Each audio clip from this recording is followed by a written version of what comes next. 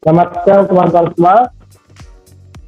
Selamat datang di acara Sabtu Sharing Santai yang hari ini akan berbincang tentang Merdeka Belajar Kampus Merdeka atau bisa disebut MBKM katanya. Saya Cuma Samudra Sakti dan rekan saya Anissa Ranidia Arifki selaku host di sini. Kami kebetulan dari himpunan mahasiswa program studi informatika medis Universitas Widya Gajah Semarang. Mengucapkan selamat bergabung pada bintang tamu, teman-teman penyelenggara dan teman-teman penonton semuanya. Terima kasih yang sudah menyediakan waktunya untuk berkumpul serta berbagi pengetahuan bersama dengan kami pada kesempatan ini. Serta karya dari Tuhan yang Maha Kuasa, kami diberikan kesempatan untuk bisa menyelenggarakan kegiatan pada hari ini. Semoga semuanya dapat berjalan dengan lancar tanpa adanya hambatan suatu waktu. Oke. Sebelum memasuki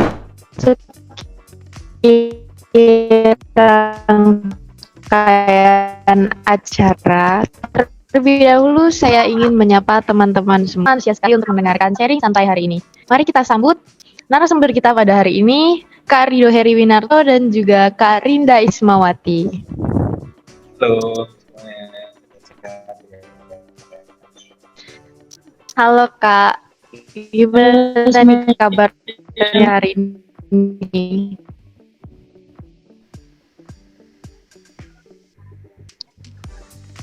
Baik nih juga. Ya, teman-teman di sini pasti sudah tidak sabar untuk berbincang bersama dengan Kak Rido dan Kak Rinda.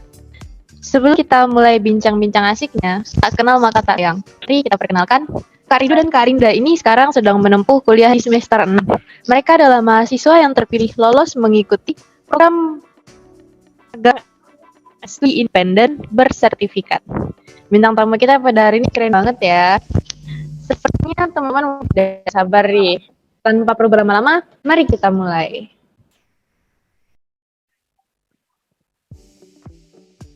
Mungkin dari kalau dulu ini ya, gimana nih Kak, kuliah semester 6 ini seru nggak kira-kira? Ada hambatan atau gimana mungkin biasanya?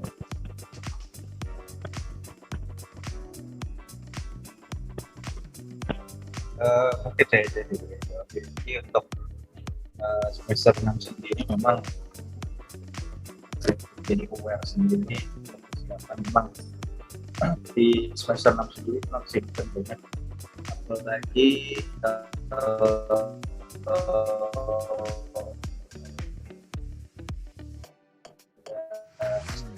bentar lagi semester dimana kita persiapan untuk semester dan mungkin beberapa hal yang kesibukannya memang setiap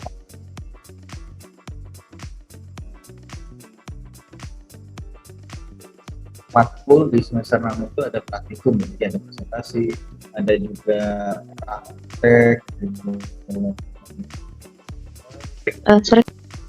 Menurut saya di semester 6 ini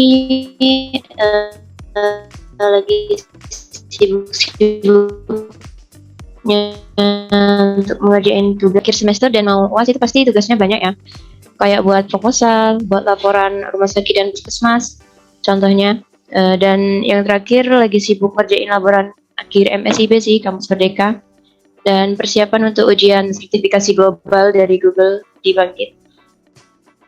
Mungkin itu aja.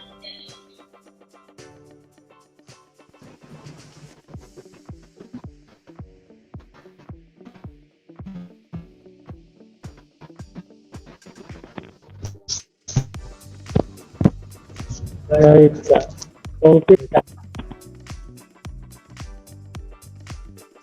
Mungkin dari Kak Rinda biar teman-temannya itu yang lain pada tahu gitu, khususnya mahasiswa informatika medis. Ya kemarin kan kami mengikuti yang studi independen bersertifikat ya.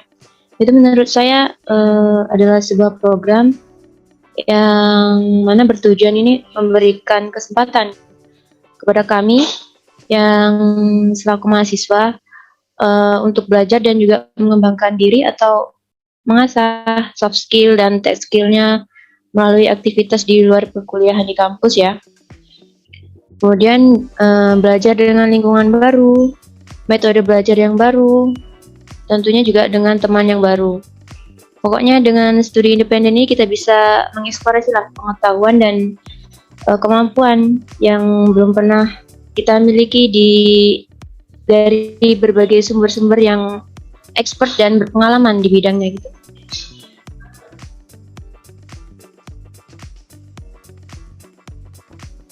Baik, Kak.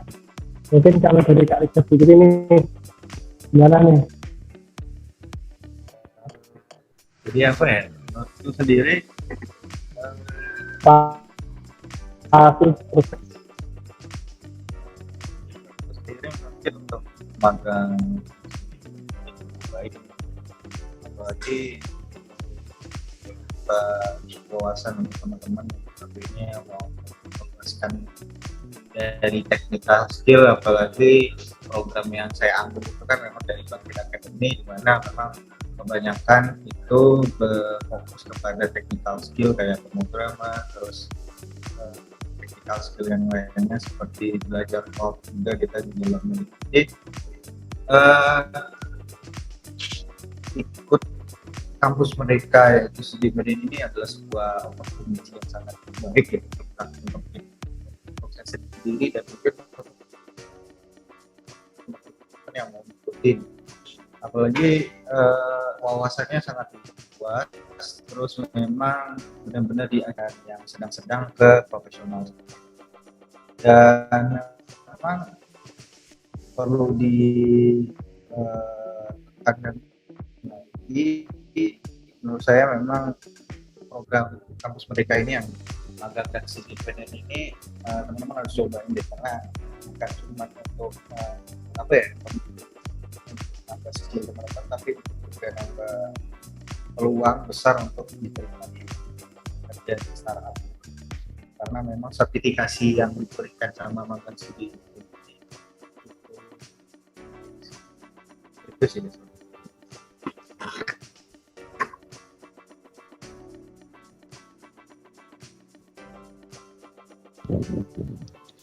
Oke, dari sekian banyak program magang dan studi independen, mengapa kakak memilih program Bangkit? Bisa dijelasin? Mungkin mulai dari Kak Rinda ya. Kalau dari saya sih baca-baca ya dari beberapa pengalaman alumni Bangkit itu, kalau Bangkit ini keren banget gitu. Nah akhirnya tertarik lah ya. Program Bangkit ini lebih kayak ke teknologi informasi gitu, yang masih relate sama prodi kita kan, informatika medis gitu. Dan mereka juga berkolaborasi gitu dengan 3 perusahaan besar seperti Goto, Traveloka, dan Tokopedia. Kemudian di project akhir nanti kita ada capstone project ya, dimana kalau kita capstone project kita ini bisa lolos penjurian top 15, bakal dapat dana inkubasi sebesar 140 juta. Dan dari sekian banyak program studi independen, Bangkit ini lebih banyak peminatnya gitu. Jadi langsung expect aja gitu, pasti program Bangkit ini bagus gitu kalau peminatnya aja sampai 3.000 lebih mahasiswa. Sedangkan di mitra lain tuh peminatnya nggak sebanyak itu gitu. Dan terutama dari diri sendiri sih yang merasa masih kurang di bagian soft skill dan juga tech skillnya. Jadi kayak langsung mensugesti gitu diri sendiri gitu buat untuk join Bangkit Academy. Itu sih dari saya.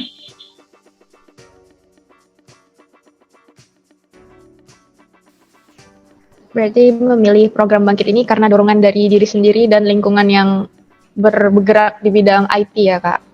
Kalau Iya. dari Kak Rido sendiri gimana? Kenapa tuh memilih program Bangkit?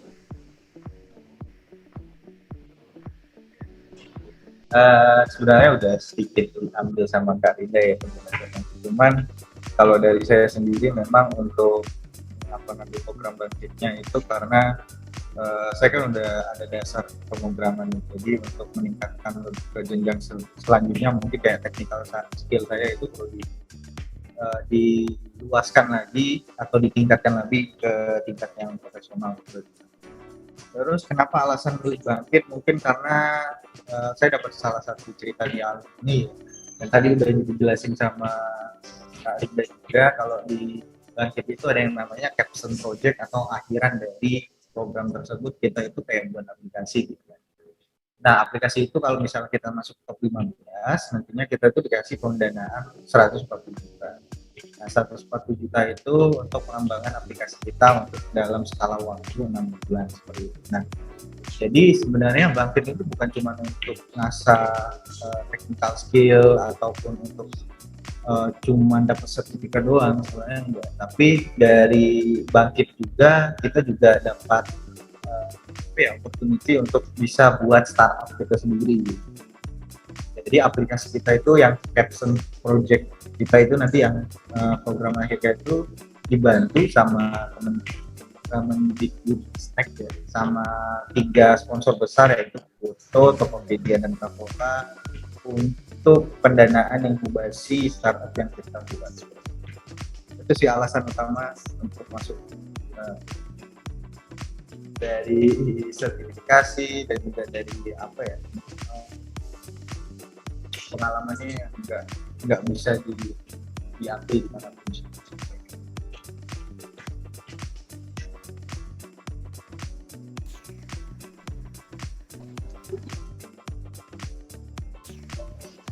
Jadi dari Kak Rido sendiri memilih program Bangkit ini karena benefit yang didapatkan sangat banyak ya Kak, mulai dari yang tidak dapat dituliskan hingga yang dapat dituliskan di atas kertas.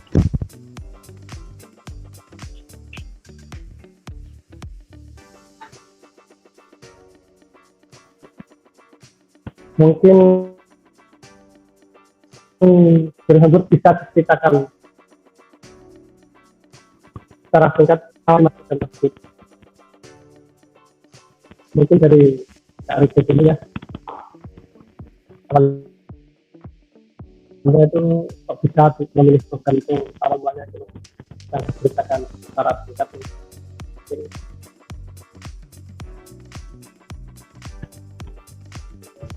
Bisa diulangi nggak? Suara putus. Mungkin ini dari narasumber bisa diceritakan secara singkat awal mulanya itu bagaimana kok bisa memilih program ini, ada mungkin kayak kisahnya gitu.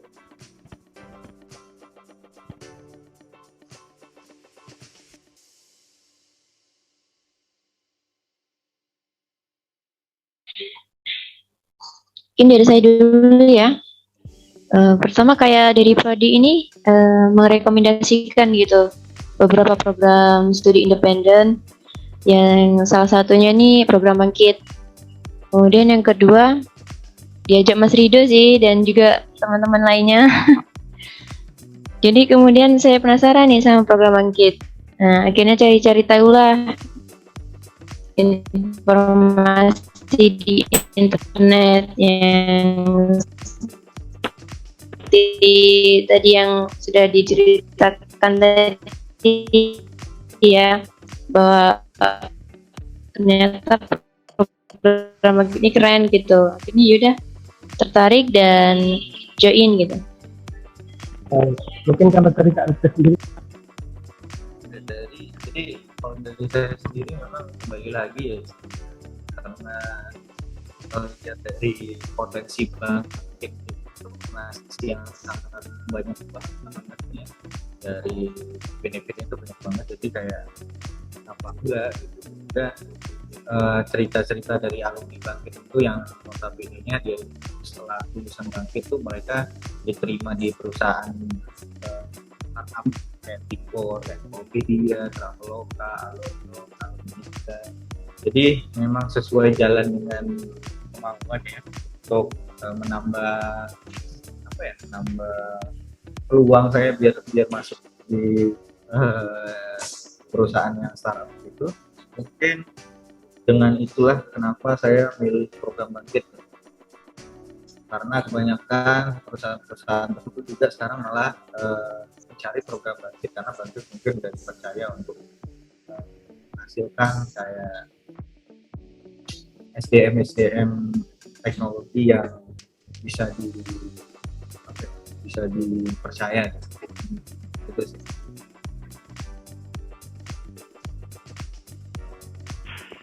Baik, Kak. Mungkin kalau untuk ini persyaratannya itu bagaimana, Kak? Mungkin kan dari teman-teman khususnya Mas Pak perusahaan mahasiswa pasti kalau pertama kali ini untuk persyaratannya pasti itu bertanya-tanya untuk yang belum tahu. Ini dari Kak Rinda boleh menjawab.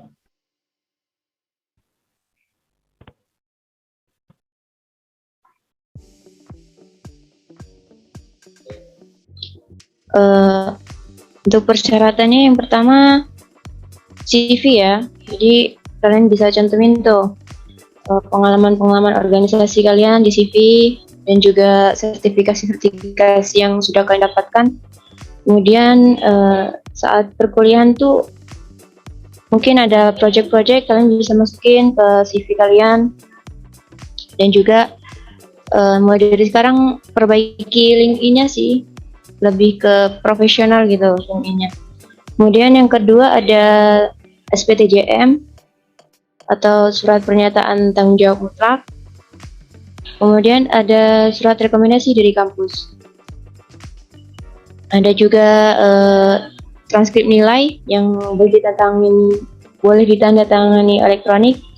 Pokoknya yang penting sudah ditantangin lah.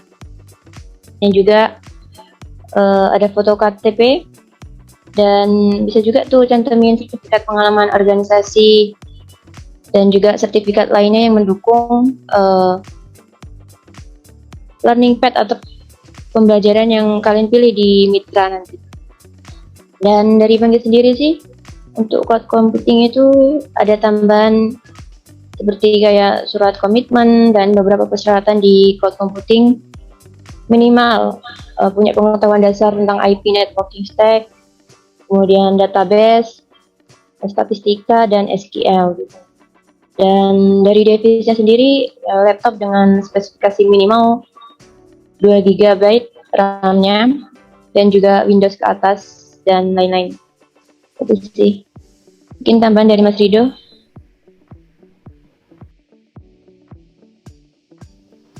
Jadi mungkin tambahan sedikit dari Kak Dinda itu, mungkin untuk persyaratannya sendiri memang surat-surat administrasi untuk penunjang di kampus Merdeka. Mungkin teman-teman bisa cek langsung di kampus Merdekanya ataupun bisa cek langsung di website Bangkit untuk lebih jelas.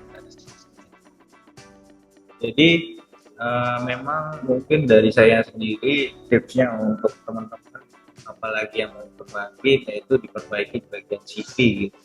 Jadi pengalamannya, sertifikasinya itu ditambahin aja, itu mendapatkan peluang teman-teman bisa masuk Bangkit. Satu tips untuk saya mungkin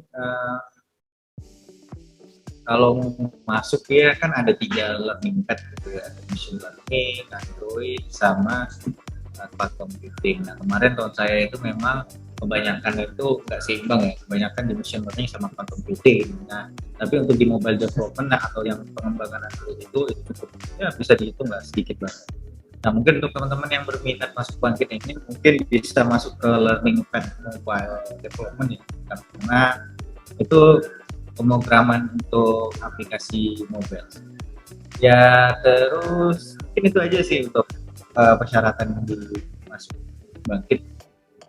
Jangan lupa mungkin untuk catatan penting ketika memang sudah mau ngupload surat-suratannya harus dicek lagi 1-2 kali, karena apalagi yang SPTJM sama satu lagi surat rekomendasi. Nah itu tuh kalau sekali upload nggak bisa diubah sama sekali. Jadi itu harus benar-benar teliti uploadnya, jangan salah, karena sekali upload itu nggak bisa diubah. Kayak gitu aja.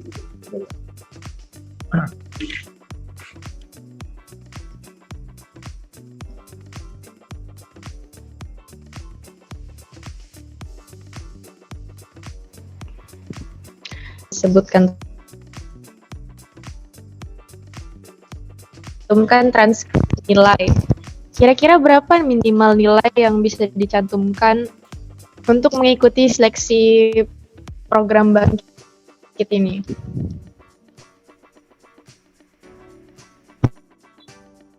Kalau minimal nilai sih menurut saya nggak ada aturan ya. Yang penting transkrip nilai itu dari semester 1 sampai, kalau kemarin saya semester 5 ya. Jadi semester 1 sampai semester 4. Untuk minimal nilainya nggak ada aturan. Jadi kalian bisa apply tuh.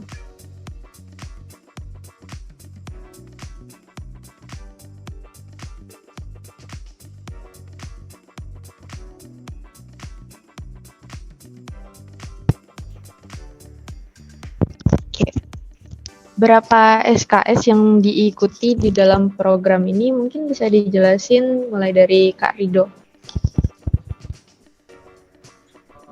SKS ya. SKS sendiri sebenarnya Bangkit itu menyediakan, itu kalau kalian ikut program Bangkit ya, itu mereka itu konversi SKS mereka itu 20 ya. Jadi di semester 6 itu kan kami punya 8 matkul ya. Nah, 8 matkul itu yang di cover sama Bangkit itu ternyata 5 matkul aja. Nah, 3 matkul itu kami harus ikut di perkuliahan. Terus dari 20 SKS itu pembagiannya yang 5 matkul di kampus itu jumlahnya ingat saya itu sekitar 12 SKS, yaitu untuk 5 matkul. Dan itu dikonversi dari 20 SKS Bangkit. Sisanya yang 3 matkul kita itu 8 SKS itu dari kampus ya, jadi kita harus mengikuti perkuliahan di kampus. Nah, untuk tips teman-teman yang udah ikut Bangkit nih, terus bimbang nih, saya masih ikut perkuliahan di kampus ya, itu kalian bisa bicarakan ke kaprodi kalian ya. Konversi untuk matkul kalian itu dapat yang mana-mana aja. Nah, kalau misalnya dapat dari 8 itu terus 5 yang untuk konversi, jadi teman-teman nggak perlu ikut kuliah di kampus lagi yang 5 matkul itu. Jadi ikut yang cuma 3 matkul yang tidak dikonversikan oleh Bangkit gitu aja. Jadi usahakan kalau udah seperti itu kayak kalian tuh harus fokus sih. Jadi nggak usah mikirin yang udah dikonversi Bangkit itu, nggak usah dipikirin lagi, ya udah fokus aja di Bangkit. Yang difokuskan berarti yang sisanya aja, yang 3 matkul tersebut. Jadi kalian nggak keteteran sih untuk program mengatur time management kalian.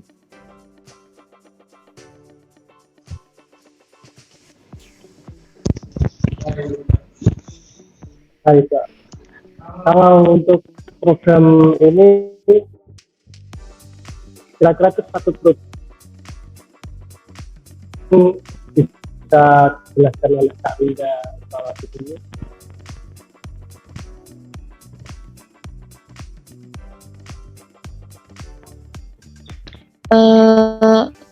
berapa lamanya? Kita sekitar 5-6 bulan sih.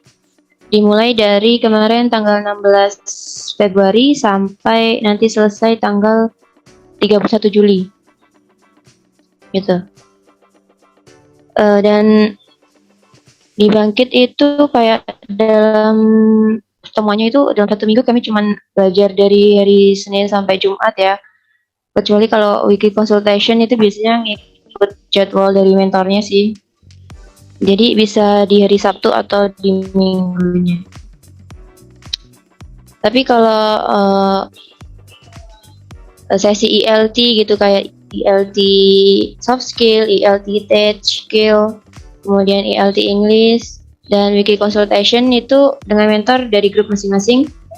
Dan beberapa mandatory itu seperti student team meeting itu semuanya di Laksuk. dilaksanakan di hari Senin sampai Jumat dalam 1 minggu. Itu untuk berapa lamanya, periodenya ya mungkin cuma sampai 5 sampai 6 bulan itu.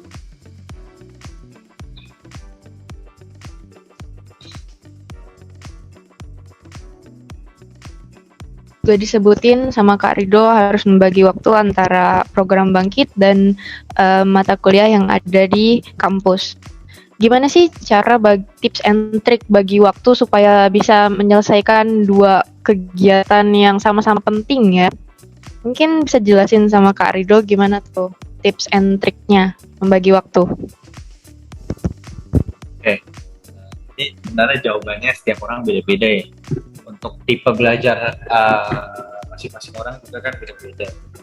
Jadi kalau saya sendiri memang untuk tipe belajarnya kayak saya pakai namanya Pomodoro ya. Jadi dimana ketika belajar misalnya 45 menit, 15 menit istirahat, habis itu lanjut lagi 45 menit. Untuk time managementnya sendiri mungkin kalau saya bilang prioritasin dulu yang mana sama yang harus kalian selesaikan itu yang mana. Jadi semenjak itu Bangkit ini saya belajar bahwa jadi seorang deadlineer itu sangatlah bahaya. Deadlineer itu kayak kalian ngejar tugas H-1 baru kalian kerjain. Nah itu tuh habit kayak gitu itu sebenarnya bahaya teman-teman. Apalagi kalau misalnya teman-teman itu satu semester itu praktikum banyak, apalagi nanti semester 6 kalian praktikum banyak ya, tugasnya banyak banget. Nah kalau bisa tugas itu dicicil bagaimana waktunya. Cara pembagiannya gini, kalian punya waktu 24 jam 24 jam kalian punya waktu. Dalam 24 jam kita ambil aja deh 6 jam untuk tidur, jadi sisa sekitar 18 jam 18 jam kalian tidur, misalnya jam 11 kalian tidur, itu udah aktivitas udah harus diberhentikan semua, mau nggak mau. Terus jam 6 mungkin kalian udah harus bangun. Nah kebiasaan saya itu saya tidur jam 12, bangun jam 5 ya, ibadah, habis itu olahraga dulu bentar sebenarnya. Habis itu baru saya mulai aktivitas saya dari jam 8. Itu jam 8 saya langsung ke Bangkit terlebih dahulu. Karena di Bangkit itu kan memang ada yang namanya tugas individu yang harus diselesaikan dan itu ada deadline-nya. Jadi itu harus dikerjain dan harus selesai dengan sesuai jadwalnya, kalau enggak poin kalian di minus kan. Nah terus dari jam 8 sampai jam 10 itu saya fokus ke Bangkit. Nah jam 11 sampai jam 12 itu saya ngelihat waktu dulu, ngelihat waktu di matkul wajib yang saya harus ikuti di kampus itu apakah ada tugas. Nah kalau ada saya kerjain itu dari jam 11 sampai jam 12 menunggu waktu ibadah sholat zuhur ya. Nah ketika memang udah cicil belum selesai nih nggak apa-apa, berarti sholat ibadah dulu. Nah selesai sholat terus makan siang, lanjut lagi dari jam 1 sampai jam 2. Nah itu diselesaikan seperti itu. Nah habis itu jam 2 sampai jam 3 nya istirahat bentar, setelah itu sholat asarnya setelah sholat asar sekitar jam 4 sampai jam 5 deh, itu ngelanjutin lagi tugas individu Bangkit. Dicicil ya, nggak mungkin langsung selesai 1 jam gitu kan ya, karena nggak mungkin 1 jam selesai gitu. Nah setelah itu lanjut lagi nih, habis itu kan istirahat dari jam 5 sampai jam 7. Nah dari jam 5 sampai jam 7 udah selesai isya gitu. Lanjut lagi dari jam 7 sampai jam 8 itu ngeliat dulu tugas, melanjuti tugas yang dari kampus gitu, apakah ada lagi apa yang perlu dipersiapkan gitu kan. Terus setelah itu mungkin dari jam 8 sampai jam batas saya sampai jam setengah 11 malam ya, itu Bangkit lagi dari tugasnya. Kalau ditanya dari segi itu kayak wah panik banget ya, udah kayak waktu manajemennya. Jadi kalau nggak kayak gitu teman-teman, kalian bakal kesusahan banget yang namanya manajemen waktu. Manajemennya susah banget. Kalau teman-teman bilang sibuk sebenarnya jadi habit yang buruk juga sebenarnya. Jadi kalau bisa dikerjain gitu, capeknya capek sekali nggak apa-apa, asalkan kayak tugasnya selesai. Karena saya juga yang ngerasain jadi deadliner itu nggak enak, apalagi tugasnya itu sangat penting gitu. Nah itu diusahakan jangan deh, kalian bagi-bagi aja waktunya, yang mana yang prioritas, yang mana enggak gitu. Kalau jalan ke mall itu kan ya salah satu yang nggak prioritas, itu nongkrong gitu, terus badminton tiap Sabtu Minggu itu kan. Kok jadi ke situ ya, jadi kayak prioritaskan yang mana yang penting gitu ya. Itu dari saya, nggak tahu dari Kak Rina, mungkin Kak Rina mau menambahin. Oke, udah detail banget ya Mas Ridho jelasinnya. Jadi saya mungkin cuman mau nyimpulin beberapa sih. Yang pertama mungkin yang perlu kalian buat itu kayak perencanaan dulu. Jadi untuk memudahkan kalian nentuin tugas mana yang harus diselesaikan terlebih dahulu, itu kalian buatlah list atau daftar tugas-tugas yang harus diselesaikan di minggu ini gitu. Kemudian pilih dan kerjakan dahulu nih apa saja yang urgent, less urgent, important tapi nggak urgent, kemudian not important, drop, kerjain belakangan gitu. Pilih yang urgent terlebih dahulu. Kemudian kita lihat dulu deadline juga dan juga waktunya, apakah udah mepet atau masih lama gitu. Jadi pinter-pinter milih mana yang urgent, mana yang enggak. Dan ini kalian juga bisa terapin nih, gunain Google Calendar sebagai pengingat atau alat penjadwalan yang bisa jadi alternatif untuk time management kalian. Karena kayak kita awal-awal masuk bangkit itu, sekitar bulan pertama masuk bangkit itu, banyak tugas yang harus kita selesaikan kan. Modul yang harusnya diselesaikan dalam 6 bulan itu kami harus selesaikan dalam waktu 1 minggu.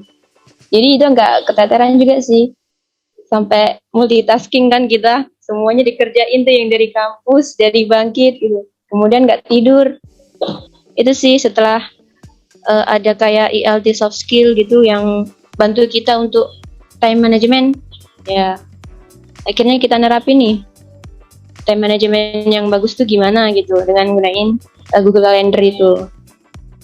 Mungkin itu sih. Oke, ambil poinnya yaitu manajemen waktu yang baik itu tahu bagaimana cara memprioritaskan sesuatu ya, begitu Kak. Ya.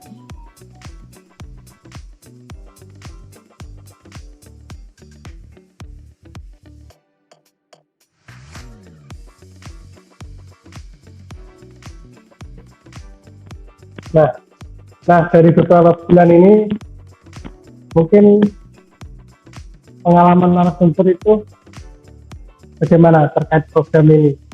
Mungkin bisa dijelasin dari Kak Ida atau Kak Ida dulu nih. Mungkin pengalaman pahit atau manis gitu yang sudah terjadi.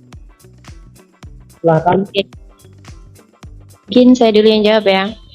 Jadi pengalaman, menurut saya pengalaman yang pahit ketika mengikuti bangkit ini capstone project sih kemarin ya.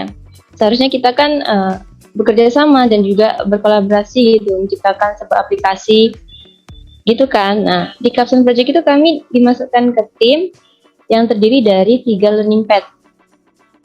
Jadi yang pertama ada 2 machine learning, 2 cloud computing, dan 2 mobile development. Itu yang komposisi idealnya. Tapi kemarin tim saya dapatnya 3 machine learning, 2 cloud computing, dan 1 mobile development.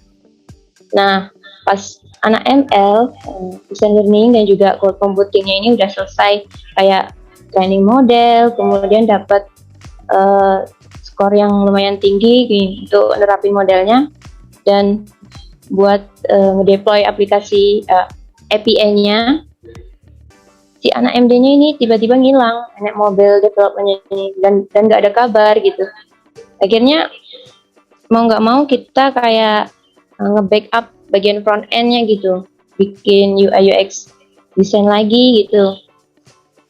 Dan tapi sampai akhir pun juga nggak bisa selesai gitu karena kita nggak ada pengalaman di bagian mobilenya gitu. Jadi ya udah, kayak ini kayak pengalaman pertama saya, istilahnya kerja kelompok gitu ya, dan yang nggak selesai gitu.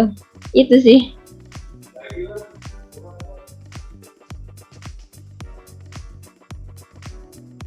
Mungkin kalau dari Kak Ijo gimana nih pengalaman Jadi pengalamannya berkesan dulu ya, berkesan di Bangkit, sama yang pahitnya nanti dulu.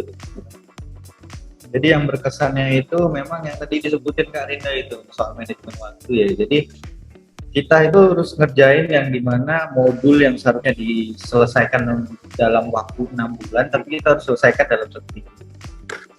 Nah itu tuh pengalaman yang sangat berkesan banget karena dalam 1 minggu itu kita harus ngerjain notabene-nya pembelajaran yang sebenarnya waktu asli penyelesaiannya itu 6 bulan. Jadi mau nggak mau kami ada sebutan khusus namanya speedrun. Jadi speedrun itu di mana kita tuh ngerjain dari jam pokoknya dalam seminggu itu kita speedrun gitu. Jadi sempat kemarin itu ngerjain salah satu modul dari Bangkit itu saya 2 hari nggak tidur ya. 2 hari nggak tidur mau nggak mau. Jadi tidur sih. Tidurnya mungkin 1 jam, 2 jam, udah bisa tidur, makan, ya, sholat, bangun lagi, kerjain lagi. Nah, itu karena memang kemarin itu manajemen waktu yang salah sih, karena kamu nggak tahu manajemen waktu yang gimana yang benar gitu. Tapi lambat waktu kita akhirnya ngerti yang namanya ada manajemen waktu. Akhirnya bisa imbangi jadwal yang diberikan sama Pak. Apakah ini sebuah ketakutan yang harus dijalani? Pasti masuk Bangkit enggak sih sebenarnya. Karena dari hal ini kalian bisa belajar dari time management ya. Nanti di dunia kerja pun kalian bakal kayak gini. Kalau kalian nggak bisa manage waktu dengan baik dan benar, nantinya keteteran sih untuk ngerjain tugas kerjaan. Nah, kita bisa bedain lagi, apalagi kalau dunia kerja sama dunia kuliah beda ya. Kalau dunia kuliah mah sistemnya nilai. Jadi kalau sistem kerja kan beda lagi. Kerja bisa-bisa kalau kinerja kalian nggak baik malah berpotensi untuk tidak kayak dikeluarin dari pekerjaan tersebut. Untuk itu ya paling berkesan. Untuknya pahitnya mungkin apa ya pahitnya ya? Saya bingung juga sih. Mungkin pahitnya itu ketika memang itu di bagian ini sih, kalian di Bangkit itu kalian bakal masuk yang namanya tim. Ada misalkan part computing ada berapa banyak gitu. Tapi saya masuk ke dalam CC 62. Jadi kita tahu nih Bangkit ini banyak banget dari seluruh mahasiswa seluruh Indonesia itu dijadiin satu. Jadi memang mungkin pahit saya ya, apalagi saya orangnya komunikasi gitu. Jadi di satu grup itu kalau ditanyain itu kayak diajak kenalan itu mungkin diem, kayak masih kayak canggung. Sampai sekarang juga sebenarnya masih itu pahitnya. Terus pahitnya mungkin dari segi mentor ya, dari segi mentor. Ini bukan salah Bangkitnya tapi salah individu dari mentornya itu. Jadi kayak mentor saya sendiri itu memang kurang komunikatif sama, jadi teman-teman juga jadi males untuk komunikasi sesama gitu. Jadi kayak canggung sama-sama, itu pahitnya sih. Terus pengalaman selanjutnya itu mungkin yang paling berkesan lagi nih, kita itu ada yang namanya mandatory ya. Nah mandatory itu biasanya itu diundang pembicara yang wah itu gila banget sih, apalagi yang kemarin itu dari Pak Sandika ya, dari web program Unpas itu jadi pembicara di Bangkit. Itu dia bawain soal insight dari karir programmer itu seperti apa. Terus ada juga Vice President dari Traveloka, dia jelasin gimana sih menjadi profesional programmer di dunia kerja yang sekarang gitu. Apalagi kayak eh, apa namanya, kayak peluang kerjanya itu banyak banget gitu, dan salary dari untuk pemrogramer itu kan juga lumayan. Terus apa lagi ya, kayak ada lagi sih, tapi mungkin Kak Rinda kalau mau nambahin ya, saya itu dulu ya, gimana nih Kak?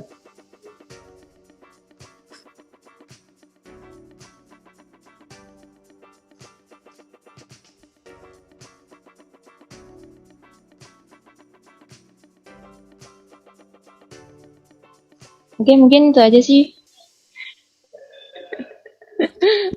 Ya udah, itu aja tuh. Baik, Baik, Kak. terima kasih ya kakak udah berbagi pengalamannya yang sangat berwarna-warni ya, mulai dari pengalaman yang menyenangkan sampai pengalaman yang lumayan pahit lah bisa dibilang begitu ya. Tapi overall kayaknya seru ya kak, karena dapat banyak benefit yang sangat bermanfaat. Oke, satu pertanyaan terakhir yang mungkin sekaligus akan menutup bincang-bincang kita pada hari ini. Kak Rido dan Kak Rinda, apa nih harapan dan motivasi untuk mahasiswa khususnya prodi informatika medis agar bisa mengikuti jejak dari kakak? Silakan Kak. Jadi sebenarnya harapan aku sendiri, teman-teman bisa ngerasain yang namanya Xperia dari dari kampus Merdeka, apalagi program baru. Kalian akan ngerasain di mana pembelajaran itu sangatlah benar-benar berbeda banget. Kalian akan ngerasain experience di mana materinya itu dalam banget dan kayak benar-benar berguna, yang mungkin nanti kayak di awal itu kalian bakal wah ini kok susah banget, tapi lambat laun kayak kalian jalan-jalan ke depan tuh kayak semakin ngerti gitu perihal yang kalian pelajari di kampus mereka gitu.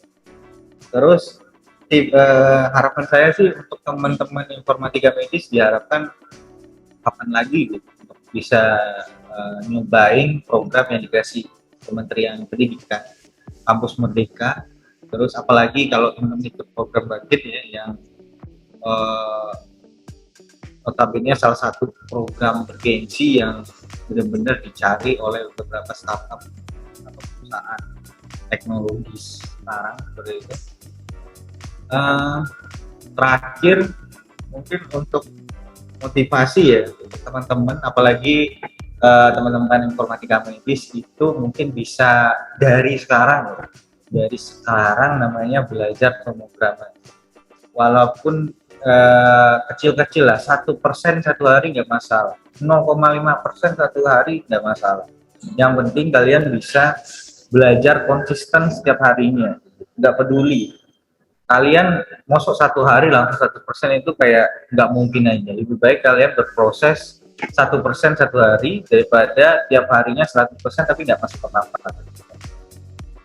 Terus selain itu mungkin teman-teman bisa apa ya namanya, peluang yang sangat itu deh yang nggak bisa di sia-siakan gitu. Jadi sedikit insight juga kan, jadi untuk teman-teman nih yang memang kerjanya nanti kan informatika medis bisa di rumah sakit sama bisa di perusahaan teknologi ataupun di instansi pemerintah. Jadi sebenarnya fokus informatika medis sendiri ini memang kalian itu membuat sebuah sistem di mana itu juga pemrograman seperti itu. Kalian itu harus bisa pemrograman gitu. Kalian harus bisa membuat sistem yang dimana sistem itu kalian pelajari ya harus dari sekarang, mau dari semester 2 gitu.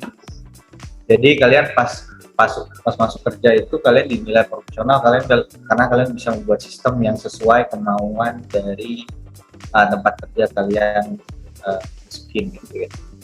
Itu dari saya, nggak tahu nih dari pandangan Mbak Lida gitu.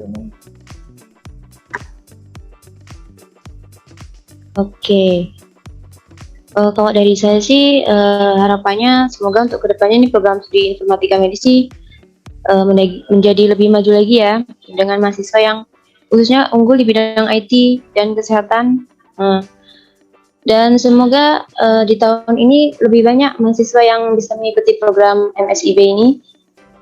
Dan dari pengalaman kami mengikuti program Bangkit ini, selain mendapatkan ilmu yang bermanfaat, pertama kami juga mendapatkan banyak sekali sertifikat ya, dan juga badge yang kami dapatkan dari beberapa platform belajar seperti Decoding, Coursera, dan Google Skill Boost gitu. Jadi bisa nih untuk memperbaiki CV kalian yang mungkin masih kurang banyak ya pengalaman. Dan mungkin motivasi yang bisa saya berikan untuk hari ini, hal-hal yang baik itu datang kepada orang-orang yang menunggu, tetapi hal-hal yang lebih baik ini datang kepada mereka yang pergi keluar dan mendapatkannya gitu. Jadi apa salahnya sih kalian mencoba untuk mendaftar studi independen gitu kan ya, di jalur pembelajaran yang kalian minati. Masalah lulus tidaknya tuh nanti aja gitu. Yang penting kalian ini sudah berusaha memanfaatkan peluang yang ada. Nah, kemudian juga agar tidak menyesal di kemudian hari.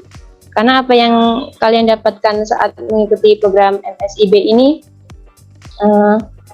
bakal berguna gitu ketika kalian ingin memasuki dunia kerja. Dari pengalaman saya sendiri, karena kayak di awal semester pertama sampai semester 5 ini nggak terlalu menguasai bahasa pemrograman ya. Jadi kayak di semester 6 ini kayak merasa menyesal gitu. Kenapa nggak dari awal belajar bahasa pemrograman gitu. Jadi kalian yang masih di semester 2 ataupun semester sampai semester 5 ini mungkin mulai belajar bahasa pemrograman yang dasar-dasar aja dulu gitu. Itu sih dari saya.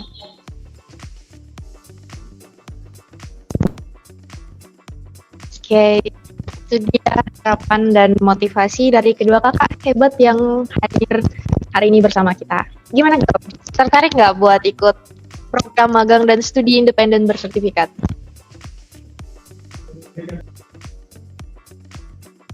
Dari gambaran yang diberikan narasumber, mungkin saya tertarik nih kalau untuk mengikuti program ini. Karena dari yang disampaikan tadi, program ini itu sangat banyak sekali manfaatnya. Dan mungkin juga menambah wawasan, skill. Jadi kalau nggak diikutin kayaknya rugi nih. Jadi harus diikutin kayaknya.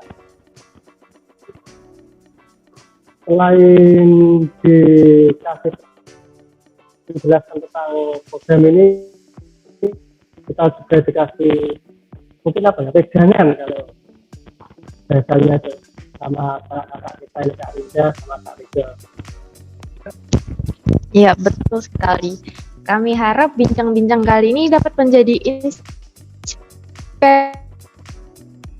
inspirasi buat para pendengar. Dengan sampai di sini mungkin bincang-bincang kita pada hari ini. Kami mohon maaf apabila ada kesalahan ataupun kekurangan kata. Terima kasih untuk narasumber Kak Rido dan Kak Rinda. Kami ucapkan banyak terima kasih kepada kakak telah mau berbagi ilmu yang bermanfaat bersama kami pada kesempatan kali ini. Sampai jumpa di lain kesempatan. Bye-bye. Selamat siang semuanya. Ya, terima kasih ya. Iya, terima kasih ya. Jangan lupa daftar Bangkit, nanti saya tunggu. Terima kasih. Terima kasih Kak.